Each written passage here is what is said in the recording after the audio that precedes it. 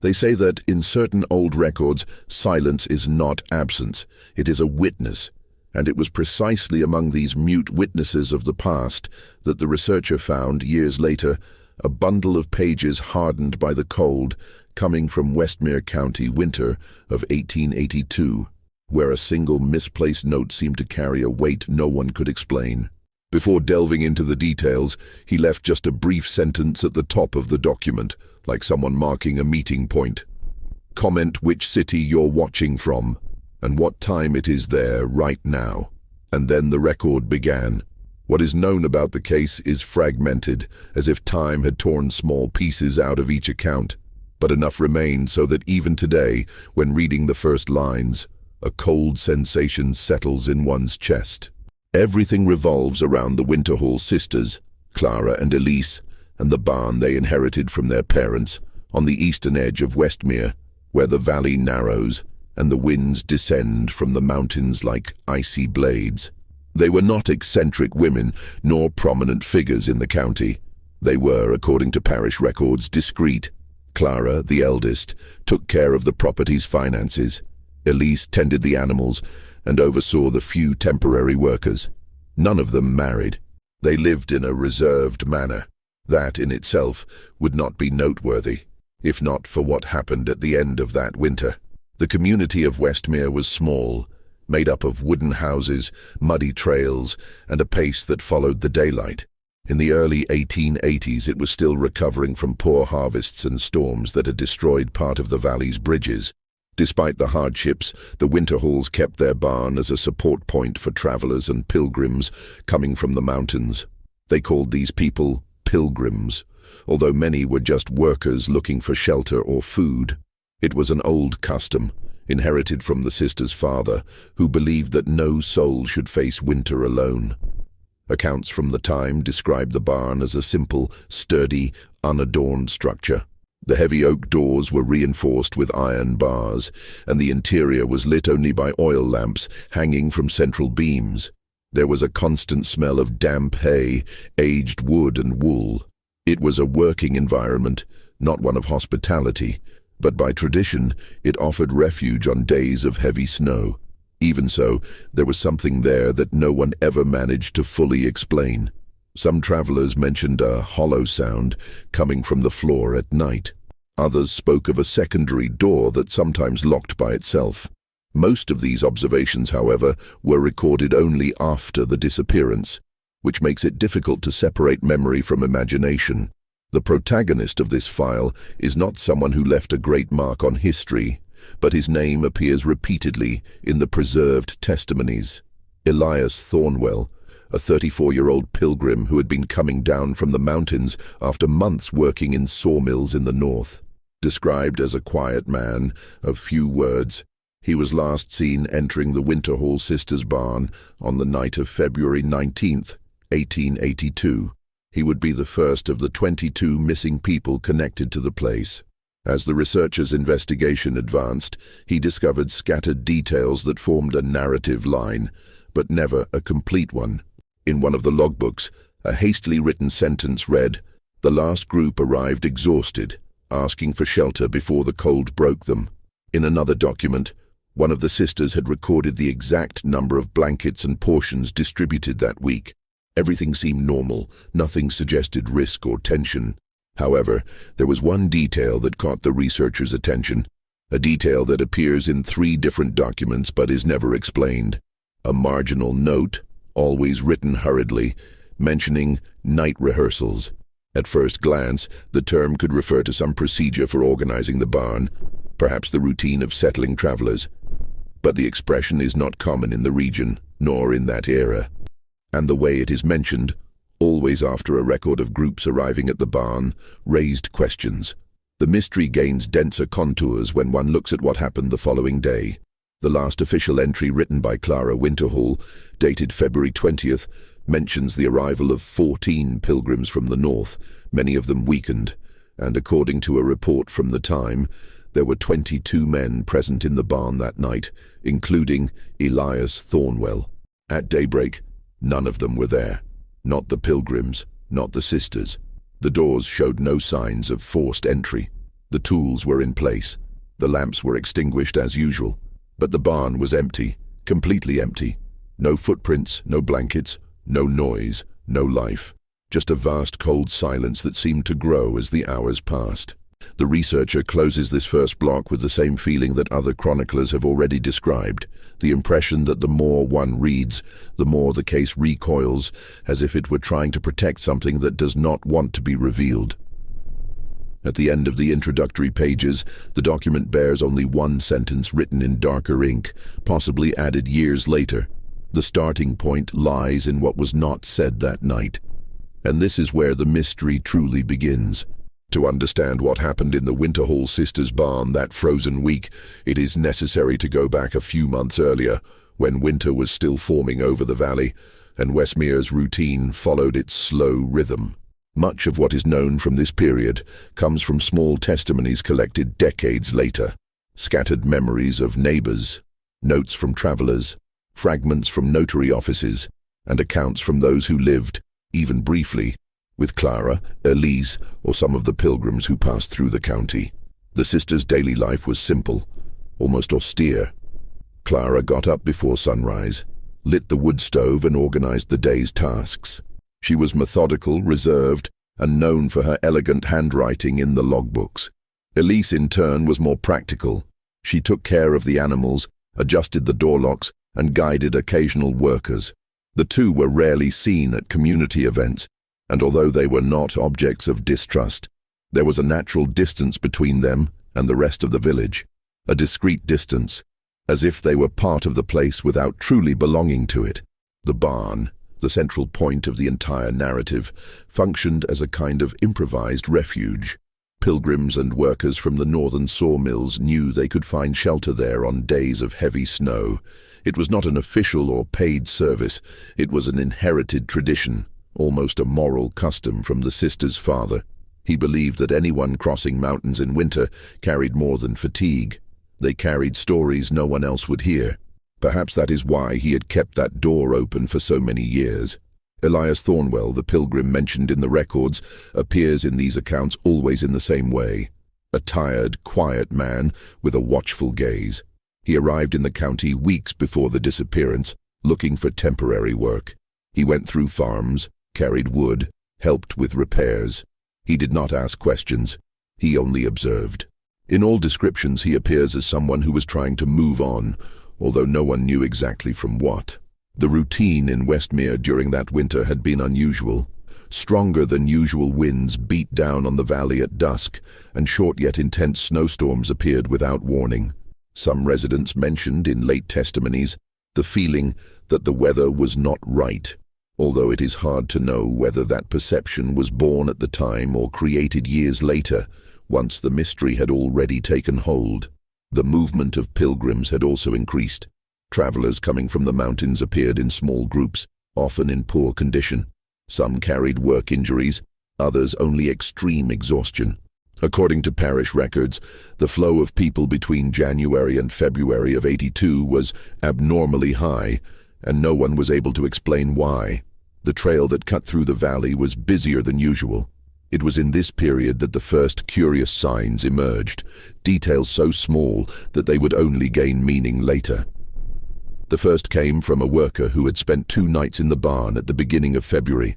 He reported years later that he woke up with a kind of jolt in the wooden floor, as if something heavy had been moved abruptly on a lower level.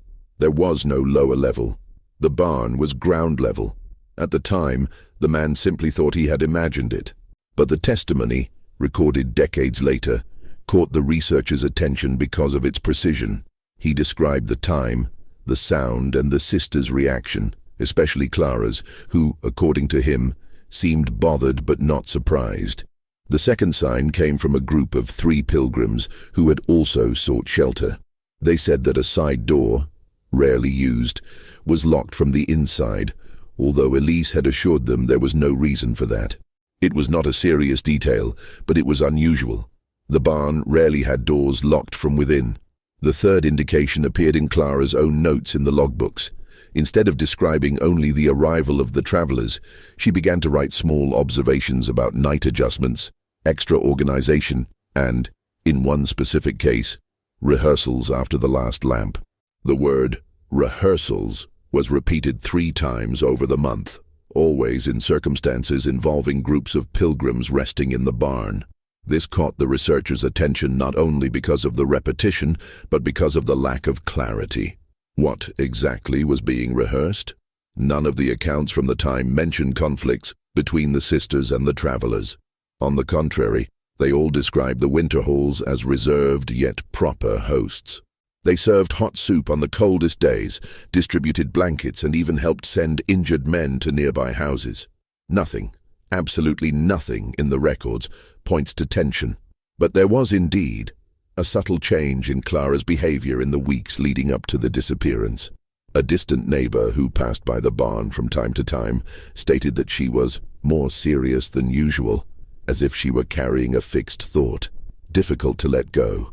Elise, according to later testimonies, seemed restless. They were not obvious changes. They were nuances. But nuances have weight when it comes to reconstructing a case. And then there is the most intriguing account of all, that of a traveling couple who stayed at the barn just 2 days before the disappearance. They said that, upon arrival, they felt that the atmosphere was tense, although no one had said anything. The silence inside the barn seemed heavier than normal, as if the walls were holding something in. The couple mentioned a detail that was never confirmed, that they heard, at the end of the night, slow footsteps in the outer yard, although there were no footprints the next morning. This set of small signs builds an emotional portrait of the time, a portrait that, although incomplete, creates an almost invisible atmosphere of expectation. Nothing explicit, nothing alarming, but something seemed to be accumulating like a silent storm. As the researcher organized these accounts, he noticed a disturbing coincidence. All the signs occurred precisely in the weeks when the flow of pilgrims increased. And in the days immediately preceding the disappearance, Clara's notes became shorter, more direct, as if she were trying to record only the essential without allowing anything to spill into the margins. The block ends with the last confirmed note before the night of the 22 disappeared. A short sentence written at the bottom of the page without explanation. Today, they need to rest. Tomorrow will be different. And no one ever knew what she meant by that. What happened on the night of February 20th, 1882 remains, to this day, one of the quietest and most difficult episodes to reconstruct in the records of Westmere County. The exact sequence of events was assembled from scattered notes, late testimonies, and fragments of official reports, many of them damaged by moisture and time. Even so, there is a possible narrative line, fragile but coherent, that the researcher managed to piece together after decades of study. And it begins at the end of that afternoon, when the cold descended upon the valley earlier than expected. The sun had dropped below the horizon before 5, leaving the sky with a metallic, heavy glow. A low fog crept along the narrow road leading to the Winterhall sisters' barn, and the wind blew irregularly, carrying small waves of snow that seemed to appear out of nowhere. The temperature fell so quickly that some nearby families reinforced their windows and cancelled visits. It was a night to stay indoors. Clara Winterhall recorded the arrival of the last group of pilgrims shortly before nightfall. In all, 14 exhausted men came from the north, some with frozen clothes, others with minor injuries, all visibly worn out. Added to the 8 who were already in the barn, there were 22 occupants that night. An unusual number for the building's capacity, but not unprecedented. Still, the atmosphere inside the barn seemed denser than in other winters. According to one of the testimonies collected years later, from a resident who had spoken briefly with Elise that afternoon, she seemed uneasy, checking the door locks repeatedly and adjusting blankets unnecessarily. He said she looked toward the interior of the barn as someone who tries to foresee something inevitable. When asked, Elise only replied, "The night will be long." As the cold advanced, the pilgrims settled into improvised rows. The lamps were lit and hung from the central beams, creating yellowish circles of light that barely pushed back the surrounding darkness. The smell of damp hay and dried wood filled the air. Clara served hot soup in clay bowls, while Elise helped the most weakened men settle in. The account of Elias Thornwell that night is reconstructed from two pieces of evidence: his presence confirmed by Clara's notes, and the observation of a pilgrim who survived another journey and claimed to know his habits. According to this man, Elias usually slept poorly during the first days in new shelters. He observed the environment, listened to the noises, and rarely fell asleep before everyone else. This matches a detail found in the records. The soup bowl attributed to Elias was only half finished, as if he had gotten up abruptly. The atmosphere inside the barn grew increasingly quiet. When wind hits the boards of an old barn, it produces characteristic sounds: dry creaks, light groans, long vibrations. But that night, according to late accounts from residents living a few hundred meters away, the wind seemed still, as if the air had grown heavier. The silence was so deep that, according to one witness, it was possible to hear one's own blood beating in the temples. Around 9 o'clock, Clara extinguished 2 of the lamps to save oil. Only 4 remained lit, casting elongated shadows that moved as the wind gently stirred the walls. The pilgrims made themselves as comfortable as they could, and little by little the environment turned into a set of slow breaths, occasional coughs and minimal movements. Nothing seemed out of the ordinary yet, except for one detail that lingered in the memory of some. The Winterhall sisters whispered to each other near the side door, as if discussing something, but always in a voice too low to be understood. It was around this same time that the first unusual noise is said to have been heard, a kind of muffled impact coming from beneath the floor, the same sound described weeks earlier by other travelers. At that moment, however, no one reacted in an explicit way. Perhaps they thought it was just the natural creaking of the wood in the intense cold. Perhaps they were too tired to pay attention. The fact is that no record suggests panic, only the presence of that sound, vaguely mentioned in 2 late testimonies. Between 9 and 10 at night, according to the most accepted reconstruction, the tension began to rise in an almost imperceptible way. The side door, which supposedly had been unlocked before, was found closed. The wind dropped even more. A distant witness said that from the window of his house, he saw the inner light of the barn flicker, as if something had passed between the lamps. Inside the barn, the records indicate that Elise began to walk back and forth, adjusting lanterns, checking blankets, and repeatedly watching the main door. Clara, in turn, remained more withdrawn, writing something in one of the books, although no one knows what it was. The page referring to that day was found partially torn. At 10:15, a sound of wood being dragged was recorded in the original report, written by one of the first men to arrive at the site the next morning. However, there is no consensus on who heard this sound during the night. The report only states that the noise probably occurred between 10 and 11. It would have come from the back of the barn, where crates and tools were kept. It was an unlikely sound, the kind of noise that would only be produced by someone moving something heavy. And then, from that point on, the records enter a nebulous zone. The most accepted reconstruction suggests that between 11 and midnight, events accelerated. The researcher found 3 testimonies that, though contradictory in details, agree on the general feeling: something changed in the environment. The air grew warmer, an unusual phenomenon for the time and difficult to explain merely by the number of people inside. The wood seemed to vibrate slightly. One of the most debilitated pilgrims is said to have stood up, as if hearing something, but no one knows what it was. The last confirmed visual record is from a farmer who lived almost half a kilometer away and claimed to have seen a silhouette walking quickly from the barn toward the side of the property. It was not possible to recognize who it was, but he described the movement as determined.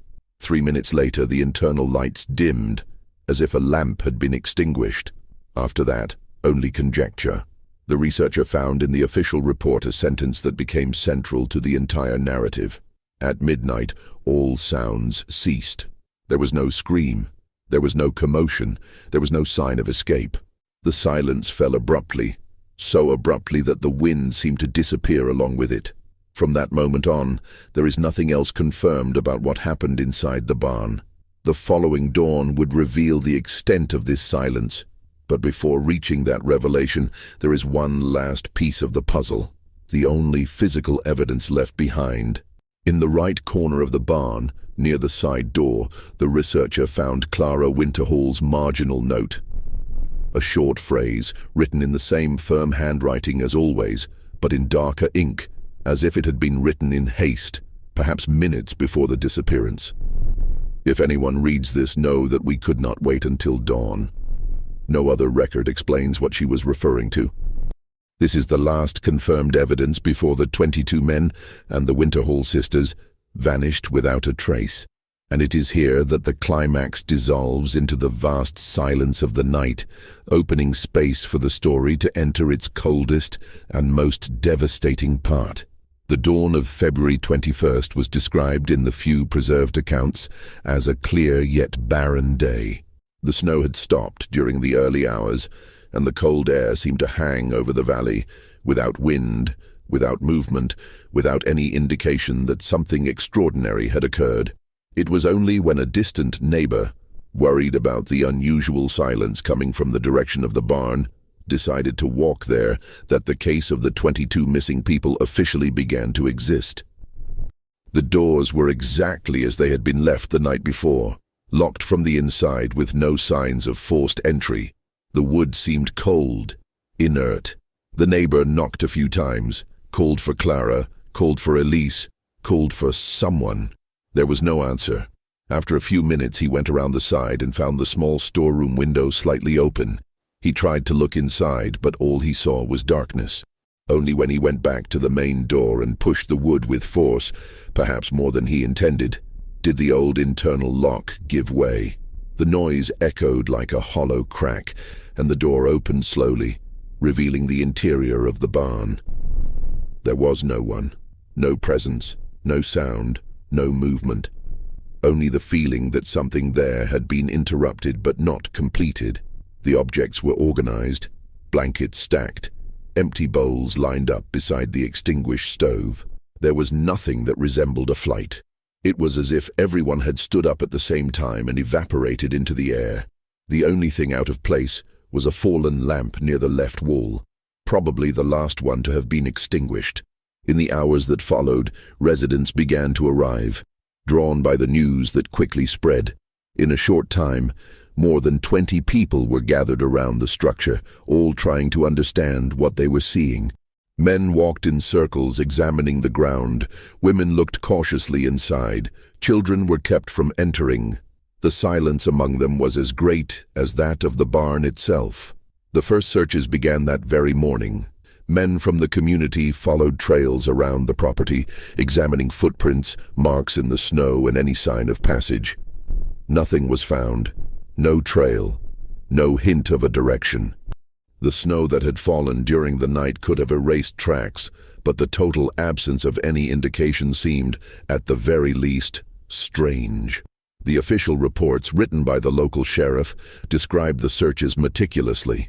Groups advanced through the woods, combed frozen streams, examined animal tracks, entered abandoned cabins, and climbed to the edge of the nearest ridge. Nothing. Not the slightest sign of the sisters, nor of the Pilgrims. As the days passed, ambiguous testimonies began to emerge, accounts that did not confirm anything, but added emotional layers to the case. One of the most cited came from a traveler who had stayed at the barn 2 weeks earlier. He stated that Clara seemed overburdened, as if trying to keep something under control. He could not specify what. He only said that she fixed her gaze too long on certain points of the structure, as if she were listening to something others could not hear.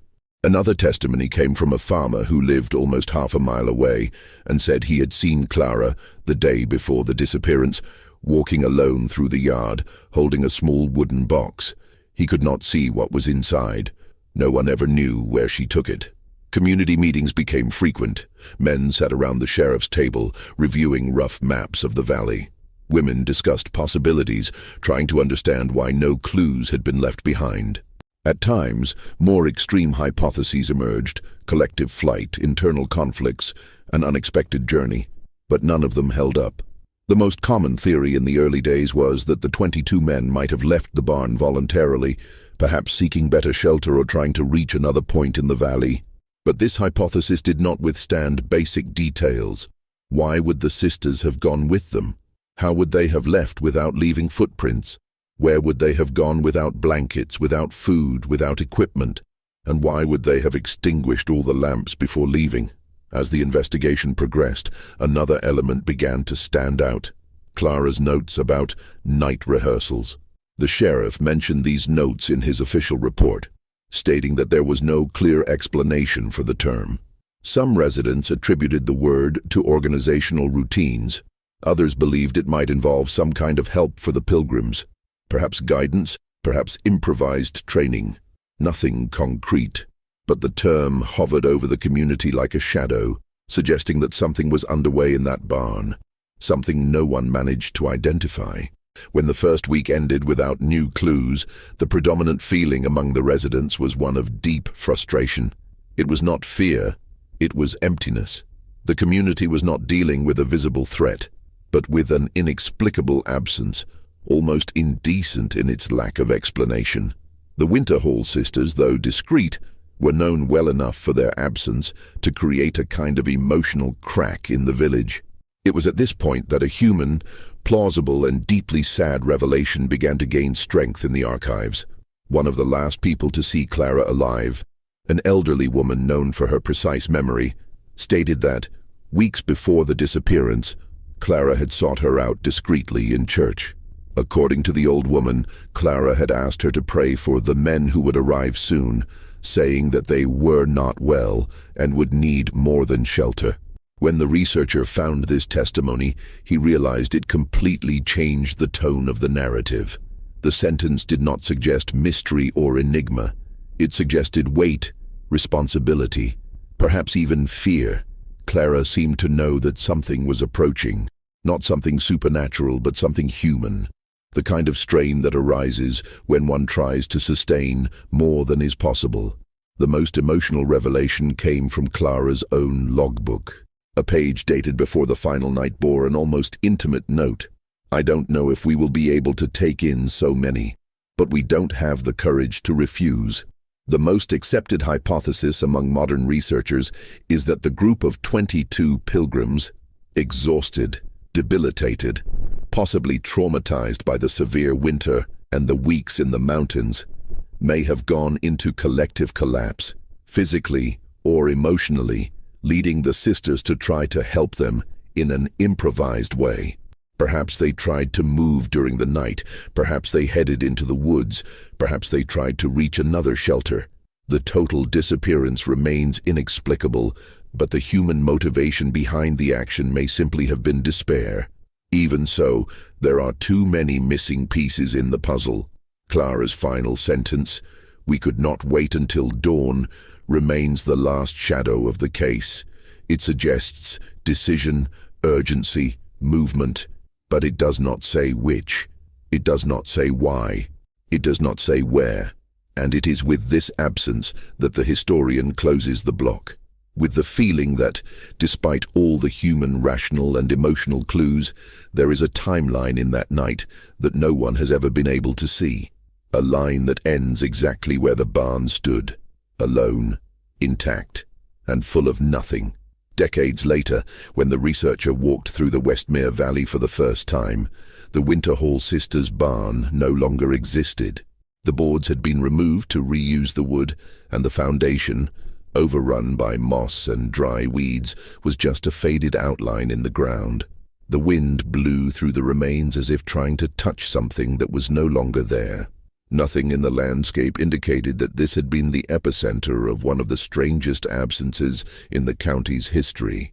And yet, it was enough to close one's eyes for a moment to feel the density of that past, not as a ghost, but as a memory that had matured and become silence. The researcher walked slowly among the remains, guided by old maps, incomplete reports, and small fragments of testimonies.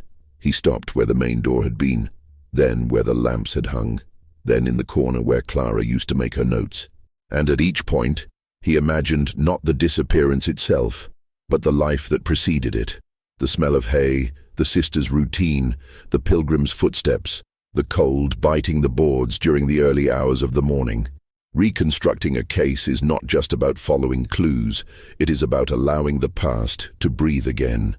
Over the years he had collected versions, hypotheses and speculations, but none of them managed to cross the invisible wall that had risen on that February dawn. What happened after Clara's last entry? "We could not wait until dawn," remained inaccessible, not for lack of investigation, but because certain events, when they disappear entirely. They take with them not only people, but also the emotional thread that would allow us to understand their final decisions. That is why, when writing his final report, the researcher abandoned the idea of an explanation and focused on the idea of context. He spent years interviewing descendants of Westmere residents, collecting documents, verifying Pilgrims' routes, studying weather conditions and maps of the time. What he found was not an answer, but a human portrait, that of a small community worn down by winter, of exhausted travelers, of two solitary women trying to keep alive an inherited value, the value of offering shelter. Over time, he realized that the story of the Winterhall sisters was not just a disappearance case. It was a case about limits, about what it means to welcome others up to the point of breaking, about the gesture of reaching out to more people than one can carry, about the silent weight of taking on responsibilities that should have been shared. Perhaps Clara had foreseen that she would not be able to handle so many weakened Pilgrims. Perhaps Elise had felt that the situation was beyond control. Perhaps the men, weakened by snow and hunger, had followed an impulsive decision driven more by exhaustion than by logic. The researcher was never able to confirm any of this, but he found in the documents and the echoes of oral history enough traces to suggest that the disappearance was not born from a mystery. It was born from a silent sum of fragilities, and it was in this understanding that he found a way to approach not the solution, but the humanity hidden within the case. In his notebook, he recorded a reflection that remained unpublished for many years. Perhaps the real enigma is not in what was missing that night, but in how empty those people already were before they arrived there. When he wrote those lines, he was sitting on the same stretch of land where the barn had stood. The sun was setting behind the mountains, tinting the valley with a pale yellow that resembled the old photographs from the archive. The wind lifted fine dust, and the shadows of the trees stretched across the field as if they were breathing. There, in that simple setting, the case seemed less like a mystery and more like a question that did not need to be answered in order to be understood. Some of the older residents still spoke about the disappearance, but in a resigned, almost affectionate way. For them, the Winterhall sisters were not protagonists of a secret. They were guardians of a value that has been lost over time. The idea of opening doors to strangers, of sharing the little they had, of trusting others even when winter tightened its grip. Perhaps that is why their absence left such a deep mark, not because it was inexplicable, but because it represented the end of an era in Westmere. The researcher kept with him the last page of Clara's record, that fragment stained with darker ink, where she had written that they could not wait until dawn. He never showed this paper to anyone, except his closest colleagues, because he understood that in that brief line there was something that did not belong to the logic of investigation. It was a sentence written by someone at the limit, physical, emotional, moral, a sentence that did not seek to be understood, only recorded. As he left the valley that late afternoon, the researcher did not find answers. He found layers. He found time. He found a story made of silent decisions and irreparable consequences, and he understood that sometimes the past does not close, it merely quietens. Back in the village, before officially ending his research, he wrote his last note as a historian, a simple sentence that could have been written by any of those who had lived in that time. Some disappearances do not ask for a solution, they ask for respect. And that was how he closed the report. Not with clarity, but with dignity. Not with answers, but with the humility of someone who knows that silence is also a kind of testimony. The case of the Winterhall sisters remains open to this day, and perhaps it will remain so forever, because certain stories do not want to be deciphered. They only want to be remembered.